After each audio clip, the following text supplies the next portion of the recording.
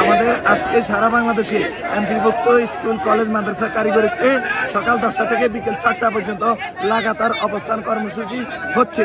আর সাথে সাথে আমরা এখানে অবস্থান কর্মসূচি পালন করছি। আমাদের লিখিত প্রজ্ঞাপন ছাড়া আমরা কেউ বাড়ি ফিরে যাব না। সরকারের যদি এর জন্য শিক্ষা ব্যবস্থার ব্যাঘাত ঘটে তাহলে এই দায়ভার পদ্মা সেতু, মেট্রো রেল এবং এলিভেটেড এক্সপ্রেসওয়ে নির্মাণের গর্বিত অংশীদার বসুন্ধরা সিমেন্ট। সরকারকে নিতে হবে। সাথে সাথে গতকালকে শিক্ষকদের উপর যে ন্যাক্কারজনক ঘটনা ঘটিয়েছে, আমাকে রক্তাক্ত করেছে, আমি এর সুষ্ঠু তদন্ত চাই।